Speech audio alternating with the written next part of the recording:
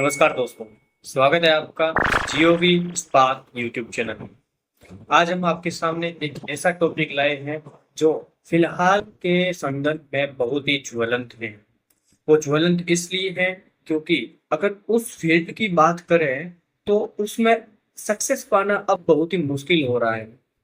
विद्यार्थी उस फील्ड में जाके मेंटल स्ट्रेस ले रहे हैं, एंजाइटी ले रहे हैं और लास्ट में उनके पास एक ऑप्शन आता है सुसाइड का, जो उसमें भी संख्या उनकी बढ़ती जा रही है। मैं बात कर रहा हूँ नीट की। 12वीं के बाद मैक्सिमम जो बायोलॉजी सब्जेक्ट लेते हैं विद्यार्थी वो नीट करते हैं, और नीट में जाने पर एक बार जो प्रवेश कर जाता है फिर वापस आना उसका मुश्किल हो जाता है। क्यों? नीट की एक तो कोचिंगों की फीस ज्यादा होती है। 1 साल 2 साल तैयारी करने पर बच्चे सोचते हैं कि बीच में आप छोड़ देंगे तो लोग क्या सोचेंगे, समाज क्या सोचेगा, और उसके साथ साथ ही वो सोचते हैं कि घर वालों ने इतने रुपए लगा दिए हैं तो बीच में छोड़ना सही नहीं है। तो इसका सॉल्यूशन क्या है कि क्या नीट ही बायोलॉजी के बाद, 12th के बाद केवल नीट ही है जहां पर हमको सक्सेस मिल सकती है? नहीं। मैं आपके सामने आज 9 ऐसे कोर्स बताऊंगा जो आप 12th के बाद बिना नीट के कर सकते हैं और मेडिकल फील्ड में जाके अपना करियर सेट कर सकते हैं। बहुत अच्छा आउटकम निकाल सकते हैं मेडिकल फील्ड में। 12th के बाद अगर आपने साइंस लिए, पीसीएम है या पीसीबी है, मैक्सिमम पीसीबी वाले कोर्स बताऊंगा, लेकिन पीसीएम भी ली हुई है तो वो कोर्स कर सकते हैं। कौन कौन सी कोर्स है मैं आपको अभी बताता हूँ। तो मेडिकल में शानदार करियर बनाने के लिए नीट के पार 12वीं में अगर आपके पास पीसीएम है और पीसीबी है कि छात्रों को 9 बेहतरीन और सम्मानजनक करियर विकल्प आपको बताता हूँ। ठीक है, तो इन करियर विकल्प को मैंने 3 कैटेगरी में बांटा है। पहली हीलिंग और रिहेबिलिटेशन में आता है, दूसरी रिसर्च और लैब और मेडिसिन में आता है, और तीसरी होलिस्टिक और स्पेशलाइज्ड केयर में मैंने इनको बांटा है। तो इनको एक एक करके पढ़ते हैं। हीलिंग और रिहेबिलिटेशन में मैंने मरीजों की प्रत्यक्ष देखभाल और शारीरिक रिकवरी वाले कोर्स रखे हैं, जिसमें बीएससी नर्सिंग आ जाता है, फिजियोथेरेपी बीपीटी आ जाता है और ऑक्यूपेशनल बीओटी आ जाता है। ये ऐसे कोर्स है जिसमें आप पेशेंट की केयर कर सकते हैं, उनको आप एक ऐसा वे प्रदान कर सकते हैं जिसके द्वारा वे अपनी लाइफ में हेल्थ के प्रति आपके ऊपर विश्वास कर सके। और उसके बाद रिसर्च, लैब और मेडिसिन में बी फार्मा फॉरेंसिक साइंस आती है। इसमें क्या करना होता है कि कोई भी नई डिजीज है उसके ऊपर रिसर्च करनी होती है, लैब का काम करना होता है, और उसके साथ मेडिसिन बनानी कैसे होती है वे सारी इसमें आती है।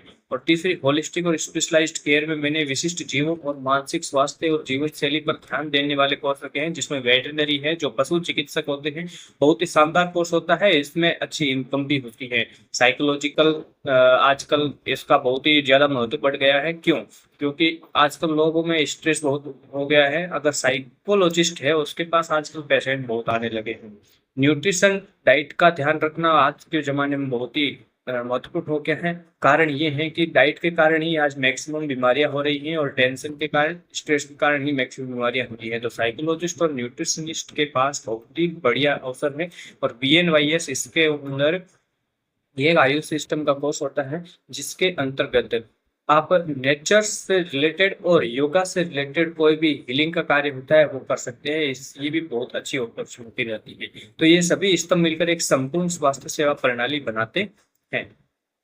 अब हीलिंग और रिहेबिलिटेशन में मैंने आपको बताया बीएससी नर्सिंग स्वास्थ्य समाज क्षेत्र का एक सम्मानजनक और स्थिर करियर है। इसके एग्जाम्स आप ये कोर्स करने के बाद एम्स, आरयूएचएस और जिपमर के लिए एग्जाम दे सकते हैं। नोरसेट का नर्सिंग ऑफिसर का एग्जाम होता है वो भी दे सकते हैं। मतलब इसमें आप अच्छी पद बना सकते हैं, अपना अच्छा करियर बना सकते हैं।